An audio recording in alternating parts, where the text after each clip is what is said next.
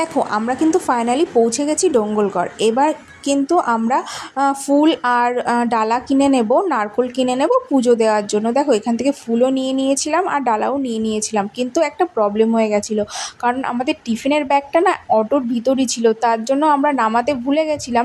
তো তার জন্য এখানে কিছুক্ষণ আমাদের ওয়েট করতে হয়েছিল। তো তারপরে একটা লোক এসে আমাদের ব্যাগটা দিয়ে যায় স্কুটিতে করে, তো খুবই ভালো হয়েছিল, না হলে আমাদের আবার নিচে আসতে হতো।